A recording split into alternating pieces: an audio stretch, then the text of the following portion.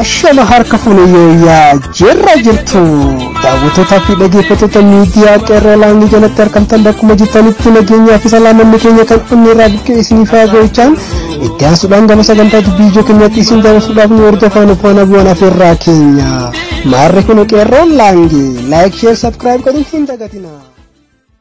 Oromoo waboon tibbana kutaalee Oromiyaa garagaraatti lola qindaa banuun himame. Waraanni kun jiddu gala lixaa fi kibba Oromiyaa iddoowwan garagaraatti humnoota mootummaa irratti haleellaa raawwachuun ibsamaati jira. Lola bifa qindaa'aan waraana isaa irratti baname jaame kana ilaalchisuun sirni aangorra jiru hanga oduun kun qindaa'etti wanti jaame tokkolleen hin jiru. Ijoo keenya biraatiin wal waraansi Itoophiyaa keessaa amma ta'aa jiru biyyaa fi saboota biyyattii gatii kaffalchiisaa jiru Profeesar Mararaa Guddinaa uummata jidduutti godaannisa hamaa kan fidu lolli kun araara biroollee miidhuu danda'a jedhani. Suudaan ambaasaaddara ishee Itoophiyaa hagayya 8 bara 2020 takka dilbata dabre gara biyyaa yaamu Reuters gabaase. Suudaan ambaasaaddara ishee gara biyyaatti kan yaamte erga yaanni araara waraanaa Itoophiyaa dhaabuuf dhiyeessite aangawoota biyyattiitiin fudhatama dhabee booda. Ministeerri dhimma alaa Suudaan ibsa baaseen Itoophiyaan guutumatti yaalii Suudaan kuffisuu irraa waan Suudaan godhuu dandeessu yoo yaadde ejjennoo ishee ni fooyyessiti jedhee jechuun maddi oduu Reuters gabaasee jira. Mootummaan Tigraay damee haajaa alaa hundeessuu ifa godhe. Mootummaan bilxiginnaa gaafilee Tigraay dhiyeessitee hin furu taanaan humna waraanaa fayyadamuun akka furus ibseeti jira. Mootummaan naannoo Tigraay dhimmoota Tigraay irratti hariiroo hawaasa idil addunyaa waliin tolchuuf damee haajaa alaa kan hundeessuu isaa kan ibse yoo ta'u dameen kunis haala Tigraay keessa jiru irratti torbaaniin ibsa ni kennaa jedhee jira. Oduma wal qabateen mootummaan bilxiginnaa marii araara fudhachuu yookaan baduu malee filannoo biraa hin qabu jechuun pirezidaantiin Tigraay Dr. Gabratsiyoon Dabramikaa'el dubbatanii jiru. Ijoo keenya xumuraatiin waggoota 20 booda lafa gadi lakkisuu loltoota Ameerikaa hordofee finciltoonni Taalibaan haleellaa bifa haaraa banan jaaniin kutaalee bulchiinsaa biyyattii 5 dabalatee guutummaan guutuu baadiyyaa dhuunfachuun gara jiddu galeessaatti fiduuf jiruu jaame. Kaabineef loltoonni mootummaa garee tanaa dhaabsisuuf waan dadhabaniif maatii isaanii dhiisanii gara mooraa waraanaatti baay'inaan baqachaa jiraachuun dubbatamaa jira. Ayyaangaa daawwattoota OMN oduun ijoo namaaf qindeeffanne ta'an gammaatti daawwatanidhaan ta'uu isiniif teemte Faayizaayilasi oduun teenya babal'innisii istiidiyoo teenya tan hornirraa galgala kan isiniif dabru ta'an hangama daawwattoota Oromiyaa Miidiyaa Neetwoork oduu sa'aatii kanaaf qabnu isinitti himna yoon ingidaasi waliin turam. Korri abaa'oo waboo kan waraanni bilisummaa Oromoo geggeessa murtoowwan jajjaboo dabarsuun milkiin xumuramuun ibsame. Korri guddaan abaa'oo waboo hoogganoota qondaalotaa fi miseensota waraana bilisummaa Oromoo zooniiwwan garaagaraa hirmaachisuun zoonii lixaa fi kibbaatti yeroo wal fakkaataatti ajandaa marii tokko qabachuun geggeeffamaa turuun ibsameera. Abaa'oo waboon koraa taa'een adeemsa qabsoo itti aanu irratti mari'achuun qajeeltowwan egeree qabsoo Oromoo filateera.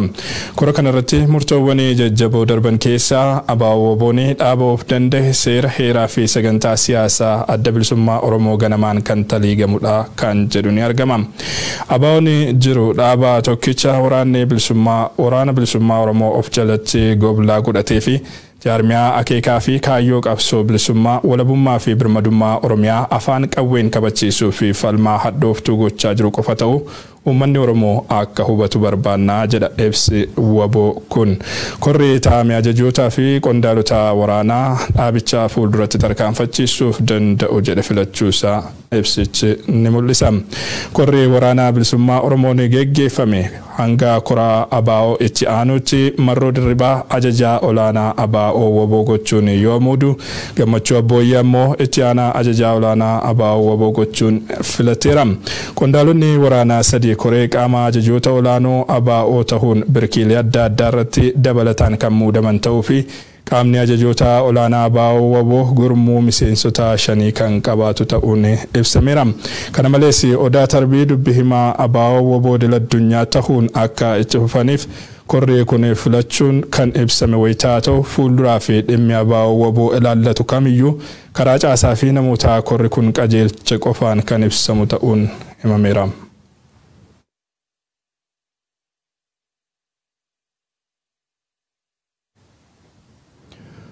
Oduudhuma walqabateen waraanni bilisummaa Oromoo waboon Tibbana kutaalee Oromiyaa garaagaraatti lola qindaa'aa banuun ibsame.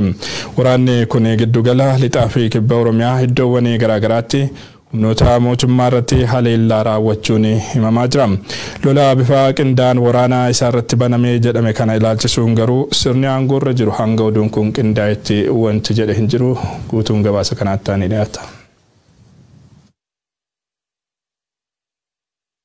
Waggoota muraasaan dura qeerroon Oromoo cunqursaa sirna wayyaanee morman gaaffilee mirgaa uummanni Oromoo barootaaf dhageessisaa ture qabatanii daandiitti bahuun wareegama qaalii kaffalaniin Itoophiyaatti jijjiirama siyaasaa fiduuf danda'anii turan. Jijjiiramni siyaasaa wareegama qaaliin biyyattiitti dhufe kun garuu akka abdatame hin taane qaamni gaaffii uummataa deebisuun biyya ceesisuuf waadaa galee aangootti dhufe waadaa isaa nyaatee qeerroo qabsaa'ee gara aangootti isa fides diinoomfachuu eegale. Bu'aan qabsoo isaatii butamuu kan hubate dargaggoon Oromoo mormii isaa karaa nagaa dhageessifatee tooratti deebifachuuf yaalus deebiin argate garuu ajjeechaa hidhaa fi dararaa caalu ta'aa dhufe. Kun ta'uun ammoo dhalattoonni sabichaa hedduun filannoo adeemsa qabsoo kan biraa akka mil'ataniif kan isaan dirqisiise ture.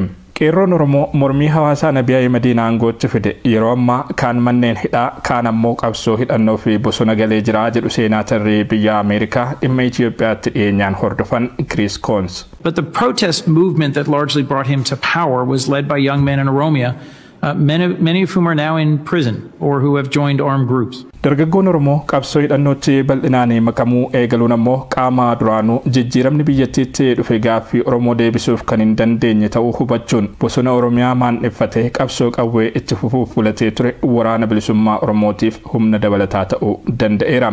Waraanni bilisummaa Oromoo bifa kanaan jaallan horachaa humnaa fi meeshaalee waraanaan of ijaaraa dhufe kun sochii isaa lixaa fi kibbatti daanga'ee ture gara giddugala kaabaa fi baha Oromiyaatti babal'ifachuuf danda'e. Waraanni kun Tibbana ammoo godinaalee Oromiyaa garaagaraatti sochii waraanaa qindaawaa taasisaa jiraachuutu himama. Sanbata darbe kaabaa Shaggaraanaalee Kuyyuu Dagamii fi warra Jaarsoo iddoowwan garaagaraatti lolli jabaan waboo fi waraana mootummaa gidduutti geggeeffamaa turu jiraattonni naannoo fi namoonni sochii waraanaa waboo itti dhiheenyaan hordofaa turan dubbatu. Lola geggeeffameen buufataalee waraanaa mootummaa haleelamuun waboon gandootaa fi magaalota garaagaraa qabatee jiru OMN itti himan. Godinaalee Shawaa Bahaa fi Arsii keessas lolli turuun himameera. Sochiin waboo giddugala biyyaatti babal'ataa jiraachuun qabsoonni hidhannoo wabootiin taasifamaa jiru gara boqonnaa murteessaatti ce'aa jiraachuu mul'isa jedhu namoonni dhimmicha irratti yaada isaanii nuuf qoodan. Lolli qindaa'aan Tibbana waboon eegalamuun ibsame kun dilbata ammoo lixa Oromiyaa aanaalee Gidaamii, Aayira, Laaloo Assaabii, Ganjii, Arjoo, Haroo fi iddoowwan garaagaraatti itti fufee oolu odeeffannoowwan qaamolee garaagaraa irraa arganne ni mul'isu. Keessumaa Gidaamii fi naannoo isheetti lolli bifa haaraan eegalame kun har'as itti fufuunsaa ibsamaa jira. Iddoowwan lolli turetti buufataaleen waraanaa mootummaa haleelamuu, waraana mootummaa irraa miidhaan garaagaraa qaqqabuu fi daandiiwwan gurguddoon Oromiyaa gama lixaatiin naannoo Amaaraa fi naannoo Beenishaangul Gumuziin wal quunnamsiisan cufamanii jiru dubbatu maddeen odeeffannoo keenya. Sochiin waraanaa bifa qindaa'een eegalame kun kibba Oromiyaa Koonyaa Gujii lixaa fi iddoowwan biroottis itti fufee jiraachuutu himama. Sochii Tibbanaa kana ilaalchisuun namoonni miidiyaalee hawaasaa irratti yaada isaanii qoodan yeroo egeree siyaasa biyyattiif murteessaa ta'e kanatti sochiin bifa qindaa'aan waboon eegalame hiika guddaa qaba jedhu. Sirni aangoo irra jiru gama isaatiin sochii qindaa'aa waraanni bilisummaa Oromoo Tibbanaa iddoowwan garaagaraatti taasisaa jiruu fi haleellaa waraana isaa irratti raawwatame jedhame ilaalchisuun hanga oduun kun qindaa'etti wanti jedhe hin jiru. Ajajaan waliigalaa waraana bilisummaa Oromoo Marroo Dirribaa sochiin keenya jalqaba bosona ture isa booda adeemsumaan gara baadiyyaatti ol finnee jirra sichi ammoo gara magaalaatti goonaa jechuun kanaan dura dubbachuunsaa ni yaadatama.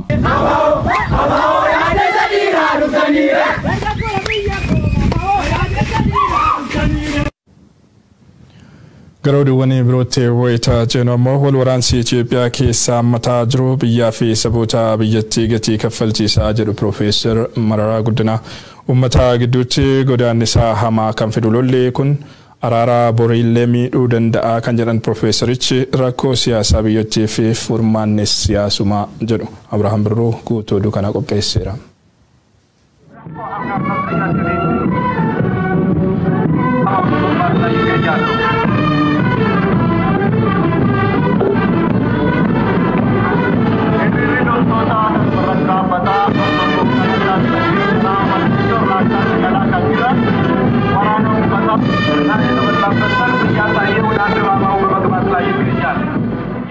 Bulchiinsi Koloneel Mangistuu Hayilamaariyaam darguun waraana Afrikaaf sodaachisaa ta'e ijaaree ture. Darguun waraanaa fi hidhannoodhaan dhaadataa ture. Tokkummaa Itoophiyaatiin immoo kakata. Waggoota 17 guutuu gootummaan humna waraanaa fi hidhannoo baay'ee qabaachuu fi lolli immoo hojii mootummaa akka ta'etti osoo himamuu darbe darguun. አብዮቱ ሲጀመር ሻዕቢያ የሻምበል አቋም ነበራት እና የመቶ ተራ ድብልቅልቅ ያለ መሳሪያ ይዛ ስታበቃ ነበር ወራው የምታራምደው። ያን ጊዜ እዚህ በተከፋፈልና ኢህአፓ ባሽበደመደው ደካማ ሰራዊት መካከል ጥቂት ሰው ይዛ ስታበቃ ከፍተኛ ሽብር ትነዛ ነበር። እኛ አብዮቱን ስንጀምር ሻለቃ ስትል ብርጌድ ስትል ዛሬ በክፍለ ጦርና ብሎም በሜካናይዝ ማነው ይሄን ሁሉ ያስታጠቀው? Waraanni Afrikaafuu sodaachisaadha jedhame lola kaaba Itoophiyaatti qabatee fi qabsoo bilisummaa sabootaa humnoota qawwee kaasan bakka bakka lolaa turaniin bittinnaa'e. Sirni qawwee fi propagaandaa waraanaa abdate sirni Koloneel Mangistuus qawweedhuma ofii hidhachiiseen nyaatame. Sirnii fi haalli amma Itoophiyaan keessa jirtu ka dargii fakkaataa jedhu beektoti addabaabaayii fi miidiyaatti bahanii waraana dhaadheessuun tokkummaa Itoophiyaatiin kakachaa Itoophiyaa diiguun sirnoota lamaan waan wal fakkeessani. Kufaatii bulchiinsa Koloneel Mangistuu Hayilamaariyaam kan saffisiise wal waraansa Shaabiyaa fi Wayyaanee waliin godhee fi dhiibbaa humnoota qawwee hangatatan kutaalee Itoophiyaa garaagaraatti yeroo san biqilan ture. Naannawa kufaatii dargii humnoonni qawwee loluuf ijaaraman qofti Itoophiyaa keessatti 15 caalu jedhama. Karaa kanaanis taateewwan Itoophiyaa keessaa kan amma jabana darguu nama yaadachiisu. Namuu gaaffiin eenyummaa sabootaa irra deebi'ee ni ka'a jedhee yeroo hin tilmaaminitti sirni tokkummaa Itoophiyaatiin kakachaa eenyummaa sabootaa balfu dhalate. Waraannis hojii ijoo mootummaa ta'e dargaggoota dirqiin gara waraanaatti guuruun sirnicha baraaruu ta'ee mul'ate.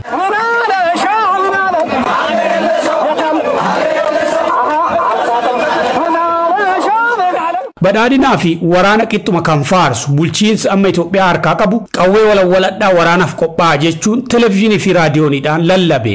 Tokkummaa Itoophiyaatti fufsiisuudhaaf caalmatti tokkummaadhaan akka dhaabbatu iddoo jiru hundatti akka ijaaramu akka ol dhaggeeffatu meeshaa keessan akka walawwalattan asumaan waamicha kosiniif dhiyeessuun barbaada. Ganda keessan keessatti leenji'a meeshaa qabdan hunda walawwalaa zayitiitti dibaa qopheessaa. Abbootiin gadaa sheekii fi qeesiin marti akka waraana eebbisan godhe. Waraanni dheeraan kaaba Itoophiyaa ji'oota 10 caalee jira. Bu'aa waraana kanaa ce'umsa sirnaan hoogganuu dhabuurraan kan dhalatee kan jedhan durataan Koongireesii Federaalawaa Oromoo Profeesar Mararaa Guddinaa lolli amma Itoophiyaa keessaa biyya Itoophiyaa jedhamtu gatii guddaa kaffalchiisaa jedhan. Lolli kun gatii guddaa nuu biyya kanas kaffalchiisa. Saba biyya kanas kaffalchiisa. Hunda keenya immoo gatii guddaa kaffalchiisa. Karaa kanarraa deebi'aa jennee yaalaa turre itti deemanii Oromiyaa keessattis kan shibbirii jedhamu sana wanti nama yaadachiisu baay'een deebi'aa jira.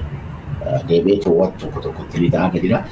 Amma sani kanan gorsu akka deemnu kanatti laga ce'uu danda'e. Gaaffii sagaa qeessiinis yaaleera, sheekiinis yaaleera, faranjiinis yaaleera, warri muuraan jala yaalaniiru, warri abbaa gadaa jala yaalaniiru. Hundi yaaleera. Garuu akka deemnu kanatti laga ce'uu ni jira. Araaraaf hanga rakkisutti ummata biyyattii garaa walitti hammeessaa jedhu Profeesarichi. Kasaaraa lolli kun biyya irratti qabu gaafa dursinee himnu kaadireen mootummaa nutti duulaa bahanii ka jedhan Profeesarichi wal waraansi kun boriifis biyyaaf hojii manaa guddaa kaa'ee darbaa jedhan. Rakkoon Itoophiyaa qawween furamuu akka hin dandeenye muuxannoo waggoota baay'ee fi sirnoota baay'ee qabnaa ka jedhan qondaalli Koongireesii Federaalawaa Oromoo abjuu aangoo malee wal waraansi kun rakkoo Itoophiyaa hiikuuf wal waraansa uumamee miti jedhan. Gaaffii ijoon hanga yoonaa sirnoota dabareen Itoophiyaa bulchan jalatti ka'aa ture gaaffii walqixxummaatii jedhu namni kun qorichi rakkoo uummatoota Itoophiyaa walqixxummaa dhugoomsuudha jedhu. Rakkoo tokkummaa miti rakkoo aangoo walqixxummaan biyya bulchuu danda'uuf dadhabuudha. Inni hiikamuutu irra jira. Inni obbo Ibsaa Guutamaa fa'aa Itoophiyaawii maannoo jedhanii waggaa 52 kan yuunivarsiitii Finfinneetti gaafatan. Har'a hiikamu. Waggaa 52 fuuldura Waalallee Makonnin fa'aa obbo Ibsaa Guutamaa fa'aa eewunni namni Itoophiyaa jedhamu kuni gaaf sana galee dubbii walqixxummaa waggaa 52 fuuldura. Hamma irratti hin deebi'u. Mootummaan tokko inni tokko aangoorraa inni tokko bu'aa inni tokko maal ta'a jechuudha. Hamma sana dhiignetti inni immoo rakkoo siyaasaati. Rakkoo tokkummaas miti rakkoo maalis miti. Rakkoo siyaasaati. Durataan Koongiresii Federaalawaa Oromoo Profeesar Mararaa Guddinaa kutaalee Ameerikaa garaagaraatti haala qabatamaa Itoophiyaa keessaa irratti kutaalee hawaasaa garaagaraa wajjin mari'achaa jiru. Oduu keenya biroon Sudaan ambaasaadara ishee kan Itoophiyaa dilbata darbe gara biyyaatti waamu Reuters gabaaseera. Sudaan ambaasaadara ishee gara biyyaatti kan waamte erga yaadni araaraa waraanaa Itoophiyaa dhaabuuf dhiheessite aangawoota Itoophiyaatiin fudhatama dhabeen boodadha. Ministeerri dhimma alaa Sudaan ibsa baaseen Itoophiyaan guutummaatti yaalii Sudaan kuffisuurra waan Sudaan godhuu dandeessu yoo yaadde ejjennoo isheen fooyyessiti jedhe jechuun maddi oduu Reuters gabaasee jira. Yaadni jaarsummaa muummee ministeera Sudaan Abdullah Hamdok kunis haaluma dambii pirezidentummaa isaa kan IGAD kan biyyoonni akka Keeniyaa, Itoophiyaa, Jibuutii, Sudaan, Yuugaandaa fi Soomaaliyaa keessatti argamaniitiin ta'uu ibsichi eeruun gabaasni Reuters kun tuqee jira. Ministeerri dhimma alaa Ameerikaa Anthony Blinken roobii darbe dhimma waraanni kaaba Itoophiyaa gara naannolee biroo babal'achuu fi qabiinsa namoomaa Tigraay keessaa irratti ministeera muummee Sudaan Abdullah Hamdok waliin mari'achuu yaadachiise Reuters. Waamicha ambaasaadara Sudaan kana ilaalchisuun ministeerri dhimma alaa Itoophiyaas ta'e dubbi himtoonni ministeera muummee gaaffii Reutersiin dhiyaateefiif deebii kennuu baatanis Sekretariyatiin waajjira ministeera muummee Billaanes Yuum ibsa kamisa darbe kennaniin Sudaaniin akka jaarsaatti fudhachuudhaan dura haala walamanuu fi nu dandeessisu irratti gadi fageenyaan itti deemamuu qaba jenneeti amannaa jechuun ibsitee turte. Sudaanii baqattoota Itoophiyaa waraanaa dheessanii garas baqatan 53,000 ol simachuu fi walitti bu'iinsa daangaa Itoophiyaa waliin qabaachuun ishee ni yaadatama. Mootummaan Tigraay damee haajaalaa hundeessuu ifa godhe. Mootummaan Biltsiginnaa gaaffilee Tigraay dhiheessite hin furu taanaan humna waraanaa fayyadamuun akka itti fufus ibsee jira. Mootummaan naannoo Tigraay dhimmoota Tigraay irratti hariiroo hawaasaa idil addunyaa waliin tolchuuf damee haajaa alaa kana hundeessuusaa kan ibse yoo ta'u, dameen kunis haala Tigraay keessaa irratti torbaniin ibsa ni kenna jedhameera. Mootummaan Itoophiyaa karaa hundaan toora quunnamtii ugguree waan jiruuf haala jiru hawaasaa idil addunyaa hubachiisuun rakkisaa tahee jira kan jedhu ibsi damee kana. Amma booda karaa damee alaa kanaan dhimmoota namoomaa fi siyaasaa akkasumas dhimmoota waraanaa irratti odeeffannoo qabatamaa akka kennu ibseetiin jira. Dameen kun ibsa tibbana baase kanaanis yeroo ammaa uummata Tigraay keessaa miliyoona 6 kan caalan gargaarsa namoomaa barbaadu jedhe. Dabaluunis diinagdee Tigraay keessaa harki 80 kan caalu guutummaatti humnoota Tigraayin weeraraniin barbadaa'uu isaanii tuqee jira. Waraanni taasisaa jiru waraana lubbuu uummata miliyoonota baraaruuti kan jedhe ibsi mootummaa Tigraay damee haajaalaa kun mootummaan Biltsiginnaa gaaffilee Tigraay dhiyeessite kanneen hin fudhatu taanaan humna waraanaa fayyadamuun mootummaa Biltsiginnaa cabsee yakkamtoota seeratti akka dhiheessu dhaadatee jira. Oduu walqabateen mootummaan Biltsiginnaa marii araaraa fudhachuu yookaan baduu malee filannoo biraa hin qabu jechuun Prezidentiin Tigraay Dr. Dabratsiyoon Gabra Mikaa'el dubbatanii jiru. Gaaffii fi deebii Tigraay TV waliin tibbana taasisaniin mootummaan Abiy Ahmed dhoksaatti waliin marii taasisuu barbaada jedhanii jiru. Nuti marii araaraa dhoksaatti taasifamu hin barbaannu kan jedhan Dr. Dabratsiyoon Gabra Mikaa'el mootummaan Abiy Ahmed akkuma kanaan dura sobaa ture ammas uummata burjaajessuuf kan yaalu taanaan garuu humnaan haleellee kuffisnaa jechuun akeekkachiisanii jiru. Gara oduu maddeen alaarraa argannetti wayitaa ceenu ammoo waggoota 20 booda lafa ishee gadi lakkisuu loltoota Ameerikaa hordofee finciltoonni Taalibaan haleellaa bifa haarawaan bananiin kutaa bulchiinsa biyyattii 5 dabalatee guutummaa guutuutti baadiyyaa dhuunfachuun gara jiddu galeessaatti gulufaa jiraachuun himame. Kaabinee fi loltoonni mootummaa Afgaanistaan gama isaaniitiin garee kana dhaabsisuu waan dadhabaniif maatii isaanii dhiisanii gara mooraa waraanaatti baay'inaan baqachaa jiraachuutu dubbatama. Gabaasota maddeen garaagaraa irraa argate guyyoo Waariyoo qindeesseera. So breaking news out of Afghanistan again, where the Taliban has captured the northern provincial capital of Kunduz. Laf gad lakkisu loltoota Ameerikaa hordofe Taliban magaalota Afghanistan kanneen akka Kunduz saaree pooliif talogaan qabachuu beeksiseef. Hammaleellee gareen tun haleella jikan keebbi faarawaan mootummaa Ashraaf Gaanii irra godhuu jirtuun kutaa bulchiinsa biyyattii 5 dabalatee jireessa baadiyyaa guutuma guutuutti waan of jalgalchuu Aljaziiraan gabaase. Injifannoon isaanii kun qondaala mootummaa Afghanistan dabalatee warra laan argi jedhan irra qulqulleeffame yoo ta'u milishoonni Taliban buufata poolisii Kunduz qabachuun hidhamtoota isaanii la cuuf baafachaa jiraachuu isaanii dubbata. The US plans to withdraw all its troops from Afghanistan. Loltuusii Afghanistan keessa baasu hordofii Ameerikaa war waggoota 20 oliifis waliin hojjechaa ture godaansisuu jalqabu torbe dabree gabaasaa ture. Balalli marsi jalqabaatiin namoota 221 caalan Ameerikaa kutaa Virgiiniyaa haqubatan yoo ta'an warri waggoota 20 darbaniif Ameerikaa waliin ta'uun Taliban duulaa turan. Amma duub gareen Taliban laf gad lakkisu Waashingtan hordofii biyyattii waan dhuunfatteef warri Ameerikaa waliin hojjechaa ture cuuf lubbuu ofiitu First,